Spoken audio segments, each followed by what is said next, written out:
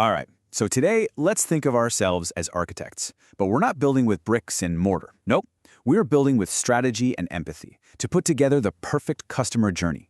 We're going to map out that exact path someone takes from being a total stranger to becoming a loyal fan. So let's get building. It's a tough question, right? But let's be real for a second. You know you've got a great product, you're putting in all the work, but sometimes the results just aren't there. It can feel like you're spending all this money on ads and content, but instead of pulling people in, you're just creating more noise. And this is the insight that can change everything. The problem probably isn't what you're selling, it's how you're selling it. See, the big disconnect happens when we get laser focused on just the final sale. We completely forget about the whole journey that has to happen first. So the solution is to shift our thinking. We need to act more like a guide and less like a salesperson. We need to map out their entire experience, and that map has a name: the customer journey. It's basically a framework that helps you understand what your customer is thinking, feeling, and needing at every single step of the way. So, how do we actually build this path? Well, it all starts by shifting our mindset. We have to move beyond the simple act of trying to sell something and into the art of guiding someone. This is all about creating an experience that feels natural, helpful, and, perfectly timed for them. So this whole journey is usually broken down into these 5 core stages. First up is awareness. That's the first time they ever even hear about you. Then it moves into consideration, which is where the real research begins. Next is the decision, that moment of choice. Then, of course, the purchase itself. And finally, the super important but often forgotten post-purchase stage. Let's walk through each one. Let's start right at the very beginning, the awareness stage. This is where the whole story kicks off, and you really only get one shot to make that first impression count. This is your brand's very first handshake with a potential customer. Okay, check out the 2 mindsets here. On the left, you've got your future customer. They're just now realizing, I have a problem, or I need something. They might not even know you exist yet. Now, look at the right. Your goal here is absolutely not to sell. It's just to be visible and genuinely helpful when they start looking for answers. So how do you do that? Well, this is your toolkit for this stage. You create that awareness with content that teaches or informs or inspires. Useful blog posts, engaging social media, helpful videos. The idea is to show up as a valuable resource, not just another ad screaming, "Buy now."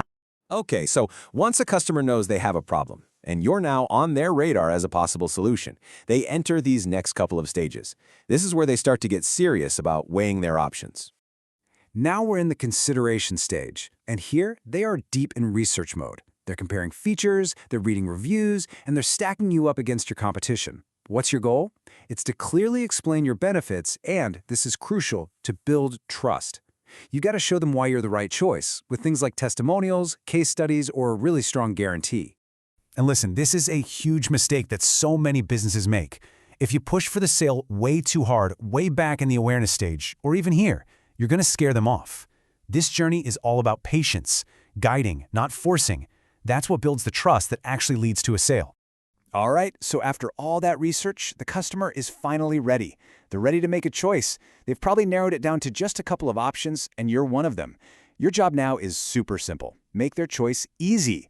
You got to remove any final friction, any last-minute doubt or obstacle. And at this moment, right before they click buy, it's the small details that become huge. Things like clear pricing without any hidden fees, a fast and reliable delivery timeline, or a fair and easy return policy. These are the tiebreakers. These are the things that can win you the customer. It's all about making them feel super confident in their click. So they clicked buy. Awesome. But, and this is a big but, the journey isn't over. Not by a long shot. In fact, what happens next is one of the most important and, honestly, most overlooked parts of the whole process. This is where you turn a customer into a real fan. During the transaction itself, their expectation is pretty simple. It just needs to work. No glitches, no confusing forms, no surprise shipping costs popping up at the last second. Even at this late stage, a clunky checkout process can lose you the sale. Your goal is just a simple, transparent, and totally reliable buying experience. So, after the purchase, as they're waiting for their order to arrive, this little voice starts up in their head. They're asking themselves, did I make the right choice? This is your golden opportunity to get rid of any buyer's remorse and start building a real, lasting relationship. And how you do this? Through thoughtful follow-up. A simple thank you email, asking for their feedback, offering proactive support, maybe an invitation to a private community. A great post-purchase experience is what turns a one-time buyer into a repeat customer who leaves amazing reviews and tells all their friends about you. So, let's zoom out. What's the big takeaway from all of this?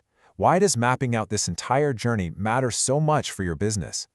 Because understanding this framework transforms your marketing. It takes it from a bunch of random, disconnected actions and turns it into a truly intentional strategy. Every piece of content, every ad, every email, it all has a purpose. It becomes part of a cohesive, customer-focused plan. Ultimately, this whole framework just helps you put yourself in your customer's shoes. It forces you to constantly ask the single most powerful question in all of marketing. At this exact moment, what does my customer need from me? So I'll just leave you with this thought. Take a hard look at your current marketing efforts. Are you just shouting messages at your customers, hoping something sticks? Or are you thoughtfully designing a path and guiding them along a journey? Because that's the difference between a customer who buys from you once and a customer who becomes a loyal fan for life.